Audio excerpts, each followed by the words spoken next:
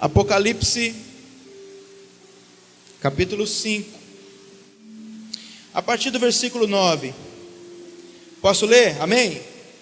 Diz a palavra: e cantavam um novo cântico, dizendo: digno és de tomar o livro e de abrir os seus selos, porque foste morto, e com o teu sangue compraste para Deus homens de toda tribo, e língua, e povo, e nação, e para o nosso Deus os fizeste reis e sacerdotes, e eles reinarão sobre...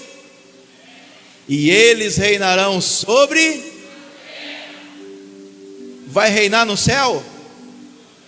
Vai reinar onde? Sobre a terra. Pai, nós lemos a tua palavra e nós cremos que o Senhor é poderoso para fazer. Fala conosco através da tua palavra essa noite. Queremos que o nosso coração se abra para receber a semente, e esta semente se afixe ao nosso espírito, para que ela venha germinar, frutificar, e ela seja multiplicada através das nossas vidas. Obrigado, Senhor. Amém e amém. O Senhor Jesus te comprou. Você tem um dono. Diga para o teu irmão: você sabia que você tem um dono? Que isso? Eu faço o que eu quero da minha vida? Não! O preço foi pago com sangue. A moeda não é dólar, não é euro, não é ienes, mas é o sangue precioso de Jesus. Ele diz que Ele comprou. Meu querido, nós vivemos num contexto social aonde a compra e a venda é algo que faz girar a economia mundial. As pessoas compram e vendem, e muitos ganham o seu pão comprando e vendendo. A compra é algo muito interessante. O dinheiro que é envolvido nessa compra e nessa venda já tirou vida de pessoas, mas também já devolveu vida de pessoas.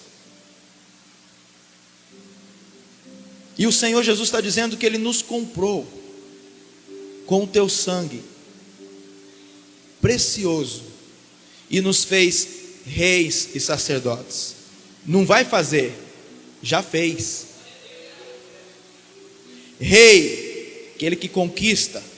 Sacerdote, aquele que se apresenta diante de Deus para o cultuar. Hoje você está oferecendo o ministério sacerdotal aqui, cultuar esse Deus Todo-Poderoso. Mas amanhã, segunda-feira, ou alguns irmãos que trabalham de domingo vão lá para o campo conquistar, exercer o seu domínio de rei. Agora você precisa entender que a compra e a venda no mundo antigo é uma coisa muito interessante, muito valiosa. Eu quero que você abra comigo em Gênesis, por favor, no capítulo 25. Gênesis, capítulo 25.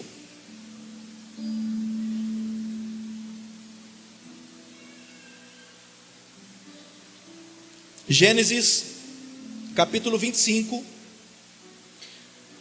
a começar do versículo 24. Diz a palavra do Senhor: e cumprindo-se os seus dias para dar à luz, eis gêmeos no seu ventre. E saiu o primeiro, ruivo e todo como uma veste cabeluda. Por isso chamaram o seu nome Esaú. Que coisa interessante. Nasceu um menino cheio de pelo. E aí o papai viu, a mamãe viu e diz: você tem cara de Esaú, você vai ser Esaú. Porque naquele tempo não havia, não tinha como você descobrir o sexo da criança, não fazia ultrassom.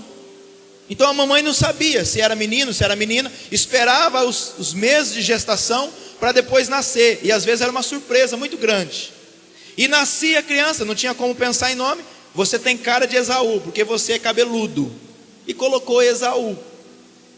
Passou alguns minutos ou segundos talvez, veio outro. Diz assim a palavra, versículo 3, isso, 26. E depois, é só para ver se você está prestando atenção, viu, irmão? E depois saiu o seu irmão, agarrado a sua mão ao calcanhar de Esaú. Por isso se chamou o seu nome.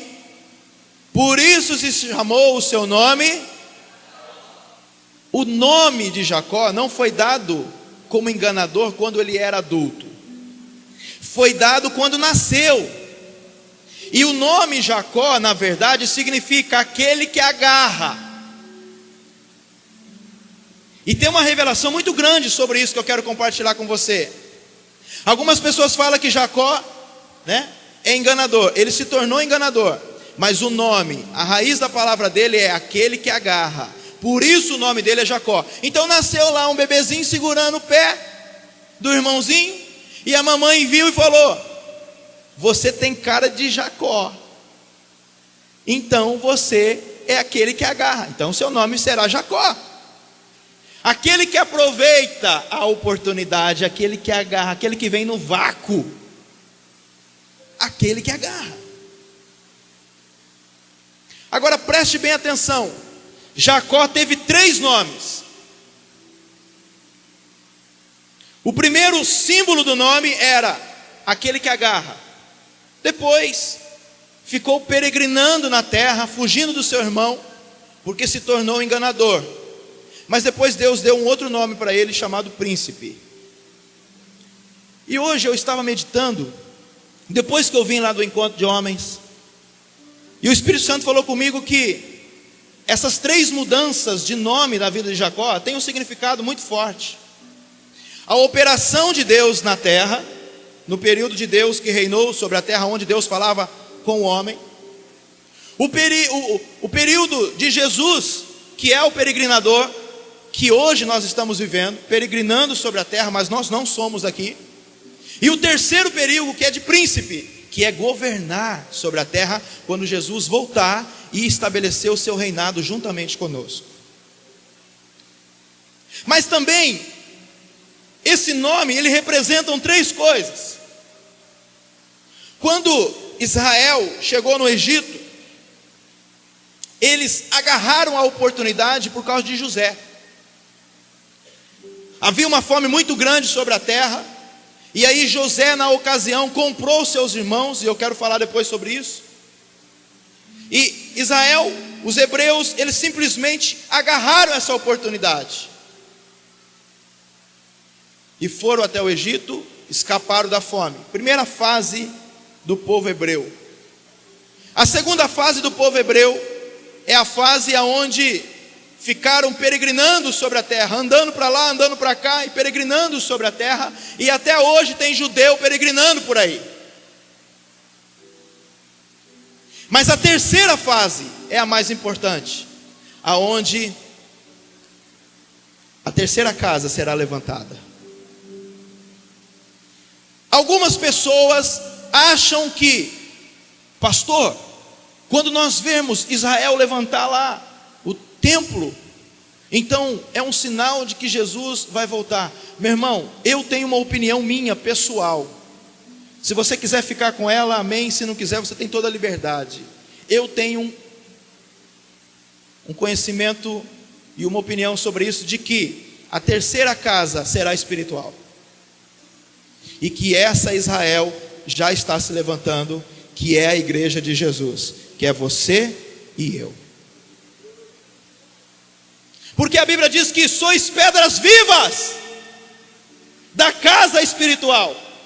E se você é pedra viva, então você é o terceiro templo levantado pela própria mão do Pai.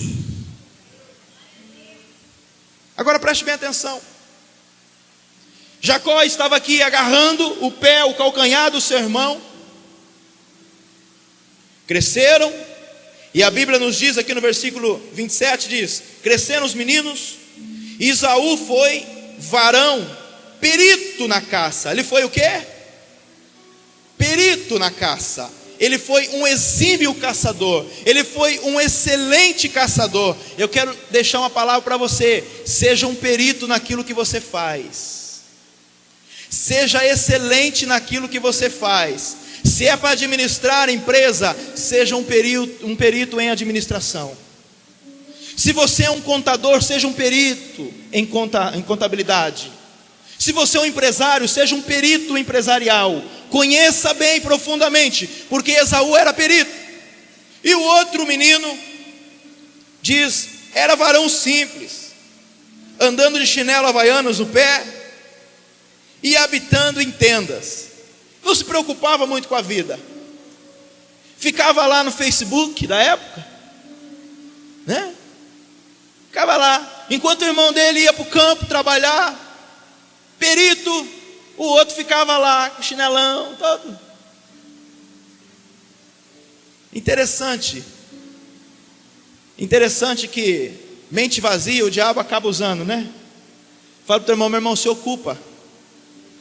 Fala, se ocupa com alguma coisa, não fica vagueando por aí não, porque você pode perder algo muito lindo de Deus. A Bíblia fala que Esaú, ele era perito em caça, o homem sabia caçar. Eu até brinquei hoje lá com os irmãos, que agora eu entendo porque Jacó fugiu do irmão dele. Porque Esaú, ele era especialista em caça. Ele botava a mão no arco e flecha, errava a pontaria, matava um carneirinho. Quando Esaú catava o arco e flecha e colocava nas costas, porque era a arma da época, na hora que os carneirinhos vinham, os animaizinhos vinham, fala assim: Esaú vem vindo, vamos morrer. Eles já morriam, sem levar flechada. Tão forte como era nisso. De vez em quando o arco e flecha ficava lá na parede, caía o arco e flecha, espirrava uma flecha, pegava um animal. Tão perito que ele era. Agora eu entendo porque Jacó deu linha na pipa, sumiu. Mas Jacó, ele era um homem muito inteligente. Temos que tirar o chapéu para ele. E a primeira coisa que eu quero dizer para você: valorize aquilo que Deus te deu. Porque se você não valorizar, Deus pode levantar o teu irmão no teu lugar. Amém, meu irmão? Diga para o teu irmão: valoriza, meu irmão. Valoriza, valoriza. Olha o versículo 28. E amava Isaque a Esaú, porque a caça era de seu gosto. O pai gostava de caçar, então ele tinha mais tendência a amar Esaú. Mas Rebeca amava Jacó, porque lavava a louça para a mãe, fazia comida. O cara era bom, ajudava na cozinha. E Jacó, olha aqui, ó, e Jacó cozeira. Significa que Jacó, ele era um excelente gastrônomo. Glória a Deus. Então Jacó se tornou um cara de gastronomia fantástico. E o cara tinha um tempero maravilhoso. Presta atenção aqui. Presta atenção aqui. Enquanto o outro ia lá caçar, ele atirava a flecha de costa. Não tinha caça perdida para ele. O outro ficava dentro de casa temperando e colocando a cebola, o alho. E, ai, coisa boa. E a Rebecona aqui, né? Ai, eu amo meu filho. Ele faz comida para mim. Ele tempera a comida, que é uma coisa maravilhosa. Ele lava os pratos de casa. Graças a Deus o homem lava o prato de casa da sua casa, né? Aleluia. Que coisa linda. Olha Jacó. Então é óbvio que a mãe se apegou a ele. Mas o pai tinha tendência por caça e se apegou em Esaú. Agora olha que coisa interessante. Versículo 29. E Jacó cozera um guisado, e veio Esaú do campo, e estava ele cansado. E disse Esaú a Jacó: deixa-me, peço-te, comer esse guisado vermelho, porque estou cansado. Por isso se chamou o seu nome Edom. Então disse Jacó: vende-me hoje a tua primogenitura. E disse Esaú: eis que estou a ponto de morrer, e para que me servirá logo a primogenitura? Então disse Jacó: jura-me hoje. E jurou-lhe, e vendeu a sua primogenitura a Jacó. E Jacó deu pão a Esaú, e o guisado das lentilhas, e ele comeu, e bebeu, e levantou-se e foi-se. Assim desprezou Esaú a sua primogenitura. Imagina o cheiro maravilhoso. Chega o irmão, e o primogênito tinha regalias. O primogênito tinha algo de Deus, tinha a bênção de Deus. Na falta do pai, ele assumia a casa. O primogênito tinha a bênção do pai. O primogênito era o abençoado da casa. É uma cultura. E por poucos segundos, Esaú ocupou essa bênção, ocupou esse lugar. Em outras oportunidades ou em outras ocasiões, algumas pessoas dizem: poxa vida, esse cara nasceu numa família bem próspera, esse cara nasceu com sorte. Tudo que eu faço dá errado, mas esse cara nasceu com sorte. Poderíamos dizer que quem nascia primogênito tinha regalias, era mais bem visto na sociedade do que aquele que não nascera. E até hoje nós temos visto isso. Olha, se eu tivesse nascido nessa família aí, também seria assim, meu irmão. Você sabe o que nós aprendemos aqui? Você nascendo ou não, se Deus abençoar, Deus vai fazer de você um grande homem, uma mulher de Deus. Esaú nasceu para ser abençoado. Esaú nasceu para ser abençoado, veio do ventre assim. Mas Jacó soube agarrar a oportunidade. Diga para o teu irmão: saiba agarrar as oportunidades e para de ficar olhando para o sucesso dos outros. Você sabe por que você não cresce mais? Porque você fica olhando o sucesso do outro. Por que está dando certo lá e não está dando certo para mim? Porque você está olhando muito lá e não está se preocupando com você. É simples. E naquele momento, naquela ocasião, Jacózão lavando louça, cozinhando. E algumas pessoas dizem que quando você cozinha, você pensa muitas coisas. Não sei se isso é verdade, porque eu não cozinho. Eu só sei fazer picanha no forno. De vez em quando um arroz e uma feijoada. Olha ela lá ainda. De vez em quando. De vez em quando. Uma vez por ano, mais ou menos, acontece isso. Mas acontece. Ou ano bissexto, né? Mas, amado, o que eu quero dizer para você é que quando chegou aquele irmão, Jacó soube aproveitar a oportunidade e diz: olha, você jura para mim que você vai vender, está comprando direito, e é agora que eu quero entrar na mensagem com você. Você jura para mim que você vende o seu direito de ser abençoado? E aquele homem estava cansado, estressado, com fome, com aquele cheiro de lentilha. Ele falou: me dá logo esse prato. E ele jurou e vendeu. Só que agora ele precisava enfrentar o pai. Ele vai lá, não sei se ele cortou o couro das ovelhas e colocou em cima, não sei se ele cortou o cabelo da sua mãe para colocar nele, pegou a veste do seu irmão e foi até o seu pai. O seu pai já não estava enxergando bem. E: papai, me dá a bênção. A sua voz parece... Não, mas não é não, é eu mesmo. E o pai liberou a bênção sobre Jacó. enganosamente. Jacó enganou seu próprio pai. Agora o mais interessante é isso. Quando chega Esaú e vai fazer o prato de lentilha para o seu pai, aquele guisado gostoso, e ele fala: pai, me abençoa. Mas eu já te abençoei. Não, mas eu acabei de chegar. E ele entendeu então que Jacó tinha usurpado isso do seu irmão. Agora, olha a revelação. A bênção de Deus, quando está na sua vida, não tem como ninguém tirar. Se você foi abençoado ingenuamente, enganosamente, já foi, já está abençoado, não tem como voltar atrás. Nenhuma maldição pode entrar na sua vida, porque você já foi abençoado. Já foi, não tem jeito. Não tem jeito. O pai não poderia cancelar isso, se tivesse como mudar essa situação.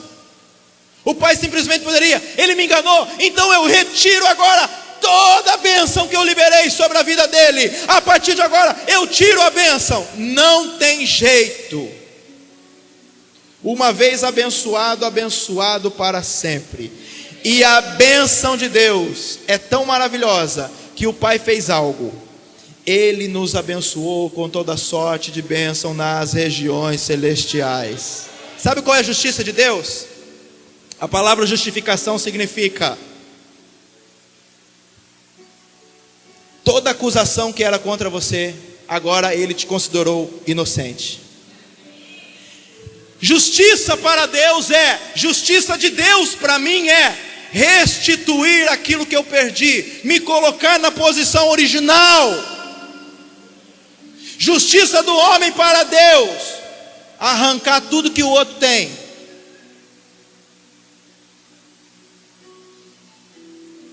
Esaú não ficou jogando praga, mas ele era caçador. Então Jacó começou a sair. Só que ele fez algo aqui. Ele vendeu. Diga para o teu irmão: não venda aquilo que Deus te deu. Fala: não troque aquilo que Deus te deu. Tem irmãos trocando os dons, tem irmãos trocando a bênção de Deus na sua vida por qualquer 5 minutos de aventura aí fora. Está vendendo. Meu irmão, cuidado com isso. Você pode se tornar um peregrino na terra e fugido. Amém? Entendeu o que significa a venda? Agora, preste bem atenção nisso daqui. Vai lá comigo, Gênesis 46. Princípio da compra. Princípio da venda.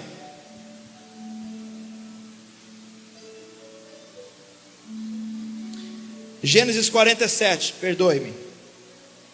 Gênesis capítulo 47. A partir do versículo 13. Acharam? Diz assim: e não havia pão em toda a terra, porque a fome era muito grave, de maneira que a terra do Egito e a terra de Canaã desfaleciam por causa da fome. Então José recolheu todo o dinheiro que se achou na terra do Egito e na terra de Canaã, pelo trigo que compravam, e José trouxe o dinheiro à casa de Faraó. E acabando-se, pois, o dinheiro na terra do Egito e na terra de Canaã, vieram todos os egípcios a José, dizendo: dá-nos pão, porque morreremos em tua presença, porquanto dinheiro nos falta. E José disse: dai o vosso gado, e eu vos darei por vosso gado, se falta o dinheiro. Então trouxeram seu gado a José, e José deu-lhes pão em troca de cavalos, e das ovelhas, e das vacas, e dos jumentos, e o sustentou de pão aquele ano por todo o seu gado. E acabado aquele ano, vieram a ele segundo ano e disseram-lhe: não ocultaremos ao meu senhor que o dinheiro é acabado, e meu senhor possui os animais. Nenhuma outra coisa nos ficou diante da face do meu senhor, senão o nosso corpo e a nossa terra. Porque morreremos diante dos teus olhos, tanto nós como a nossa terra? Compra-nos a nós e a nossa terra por pão, e nós e a nossa terra seremos servos de Faraó. Dá semente para que vivamos e não morramos, e a terra não se desole. Assim José comprou toda a terra do Egito para Faraó, porque os egípcios venderam cada um o seu campo, porquanto a fome era extrema sobre eles, e a terra ficou sendo de Faraó. E quanto ao povo, fê-lo passar as cidades, desde uma extremidade da terra do Egito até a outra extremidade. Somente a terra dos sacerdotes não a comprou, porque os sacerdotes tinham porção de Faraó, e eles comiam a sua porção que Faraó lhes tinha dado. Por isso não venderam a sua terra. Deixa eu dar uma boa notícia para você. O Egito, Faraó, aqui representa o mundo. O mundo vai ter que te sustentar de uma forma ou outra. Só a terra dos sacerdotes não foi comprada, porque era uma obrigação do Faraó dar para eles a porção. E você é rei sacerdote. Então disse José ao povo: eis que hoje vos tenho comprado a vós e a vossa terra para Faraó. Eis aí, tende semente para vós, para que semeais a terra. Há de ser, porém, que das colheitas dareis o quinto a Faraó, e as 4 partes serão vossas para a semente do campo, e para o vosso mantimento, e dos que estão nas vossas casas, e para que comam os vossos meninos. Preste bem atenção na revelação para você aqui. Houve uma fome muito grande sobre a terra, aonde as pessoas estavam perdendo tudo. Tudo. Perdendo tudo. Acabou o dinheiro, não tinha dinheiro no mercado, só tinha no Egito. Acabou os animais, e eles trocaram tudo que eles tinham. Em outras palavras, trocando em miúdos, venderam a televisão para poder comer, venderam o computador para poder comer, venderam o carro para poder comer, tudo em troca de pão, porque a fome era extrema, a fome era grave, e foram vendendo. Acabou-se o dinheiro, acabou-se os bens, e agora só tinha a terra e as pessoas. Então esse povo chega diante de José e fala: por favor, nós não temos mais dinheiro, os animais que nós tínhamos agora é todo teu, vocês compraram. Nós imploramos, compra a nossa terra e compra a gente mesmo. E José comprou a terra e comprou as pessoas. Agora olha que coisa linda. Quando você é comprado, aleluia, a responsabilidade de sustentar a sua vida não é mais sua, é de quem te comprou.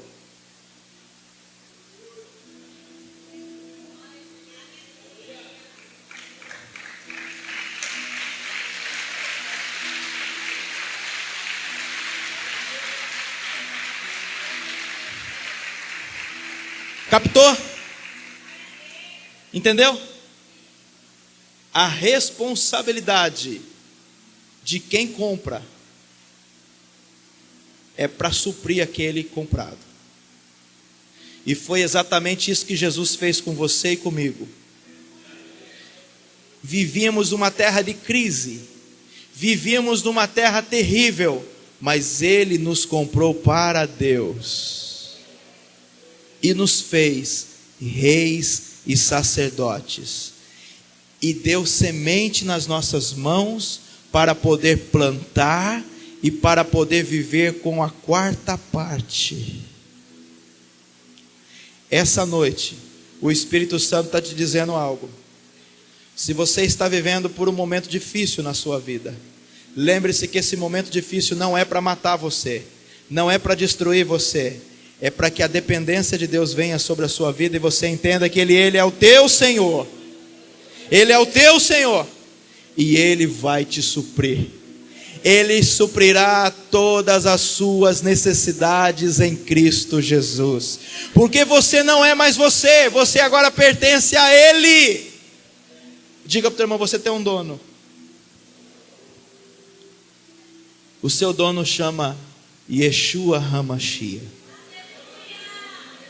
O seu dono chama Jesus Cristo. Agora, queridos, José passou um tempo enorme, porque os irmãos venderam. Os irmãos começaram a vender o José porque estavam enciumados. Mas José, um menino peralta, tinha a boca aberta, era linguarudo. Tudo que acontecia com ele, ele contava. Ele era dedo duro. Quem é o irmão mais novo aqui ou mais velho que dedou o seu irmão mais velho ou mais novo e apanhou depois do pai? Hã? Meu irmão dedava eu apanhava. Ninguém, só eu? Eu sei que tem mais, né? José era esse menino.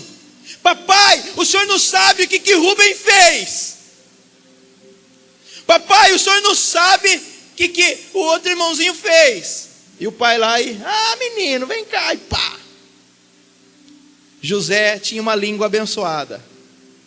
Fala para o teu irmão, meu irmão, diga para ele assim, meu irmão, olha bem nos olhos dele e fala assim, meu irmão, fecha a boquinha. Fala, aquietai-vos, ilhas, aquietai-vos, calai-vos perante mim, ilhas. Aquietai-vos e sabei que eu sou Deus. Fica com a boca fechada. No tempo certo, na hora certa, vai acontecer. Deus deu um sonho para ele. Ele correu, contou para os irmãos. Então, Deus me mostrou que eu estava governando vocês. Imagina que Rubem pegou o sapato. Vem cá, rapaz. Aí o papai comprou uma veste colorida para ele. O papai comprou uma veste colorida, toda colorida. Imagina um menino linguarudo, dedo duro, de veste colorida. Sonhador. Sabe o que eu aprendo aqui? Ele nasceu com dom. Deus deu algo para ele interessante, que foi o sonho. Só que quando nós não usamos o dom de Deus, na hora certa, isso pode trazer aborrecimento, isso pode trazer tristeza no coração de outras pessoas. Fala para o teu irmão, aprenda a usar os dons que Deus te deu.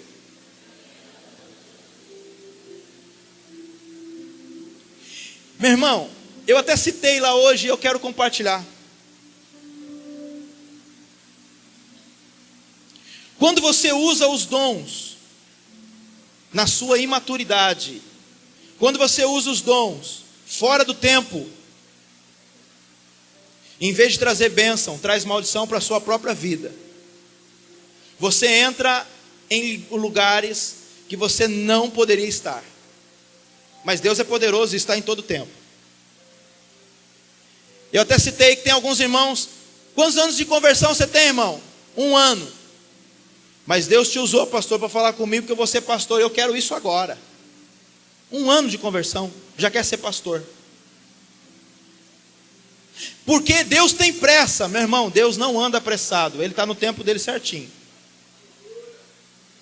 Deus tem o controle do tempo nas suas mãos, Ele faz o que quer. Agora não é você. Tem o tempo certo. Jesus andou 3 anos e meio com seus discípulos, 24 horas quase por dia. 3 anos e meio, todo dia. E eles não estavam prontos. Paulo ficou de 8 a 14 anos antes de anunciar o Evangelho, aprendendo a palavra de Deus. E era fariseu. Conhecia muito sobre lei. E tem uns que querem arriscar 2 anos de conversão, 3 anos de conversão, acha porque os dons, agora eu vou ser pastor, quero ver quem vai. E às vezes até se desliga da igreja, querendo título. Meu irmão, vai chegar a sua hora. Vai chegar o seu momento. Vai chegar a sua vez. Deus vai te levantar, e quando Ele te levantar, você vai governar o Egito. Se você tentar usar os dons de uma maneira imatura, não vai ter honra, só vai ter prisão para você, só vai ter inveja, só vai ter ciúmes. Espera o tempo, porque é Deus que levanta e é Deus que abate, e os humilhados serão exaltados, e você vai ser exaltado. Como José tinha sido vendido pelos seus irmãos por causa desse ciúme violento, por usar o dom antes do tempo. Ele foi vendido e não dava para voltar atrás mais, não dava para cancelar, tinha sido comprado pelos ismaelitas. Então eu imagino aquele trauma que ficou no coração de José, dizendo: eu não posso mais estar com os meus pais, eu não posso mais estar na casa deles, porque agora eu sou escravo do Egito, agora eu sou escravo de Faraó. Mas ele pensou em algo fenomenal: eu posso fazer algo, eu vou comprar os meus pais para estar comigo. Ele comprou os pais, comprou os irmãos, e os colocou na mesma medida e no mesmo nível que ele. E tudo que o Egito vivia, aquela prosperidade, aquela abundância do Egito, os seus pais, os seus irmãos, depois do arrependimento, também viveram. Porque a aliança iguala. Diga para o teu irmão: a aliança iguala. O que significa a aliança iguala? Se você não tinha esperança, quando você fez aliança com Jesus, Jesus se igualou a você primeiramente. Ele veio como servo, ele veio como homem, se igualou a você, porque a aliança, o maior se submete, o maior se humilha para estar no nível do menor, não para permanecer no menor, mas para colocar no maior. Hoje, Jesus vindo à terra, se igualou a nós na nossa condição de homem, mas Ele nos colocou como herdeiros de Deus e co-herdeiros com Ele, junto no trono do Pai. E sabe aonde você está sentado hoje? Nas regiões celestiais, junto com Cristo. Meu irmão, Jesus se humilhou, Jesus igualou com você na forma de homem, mas não parou por aí. Ele te colocou junto com Ele, assentado nas regiões celestiais, porque a aliança iguala. Aliança iguala. O menor é beneficiado pelo maior. E ele teve que comprar os pais dos irmãos. E para fechar, eu quero ler mais uma vez Apocalipse capítulo 5.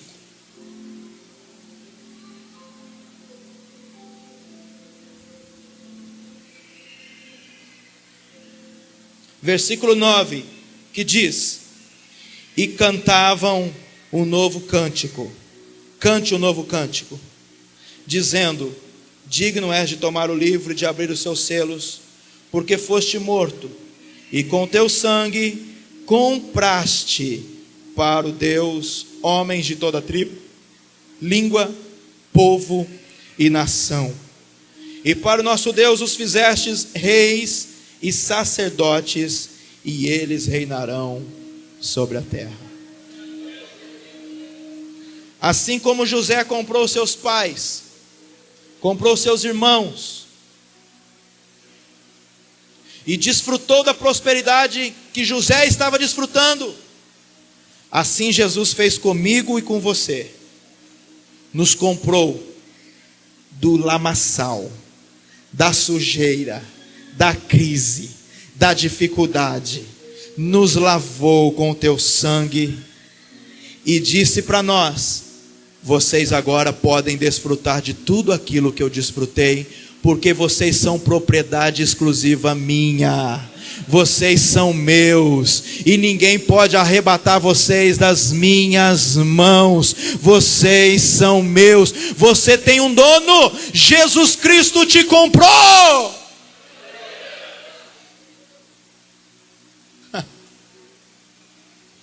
Que Deus é esse? que não deixa você morrer na miséria, que não deixa você morrer na dificuldade. Lembre-se, quando você estiver enfrentando qualquer problema na sua vida, lembre-se que aquele que comprou tem o direito de te suprir, porque você é propriedade dele. Fala para o teu irmão: Jesus te comprou. Fala: Yeshua te comprou. E você pode desfrutar de tudo aquilo que está no reino de Deus. Fique em pé comigo, por favor.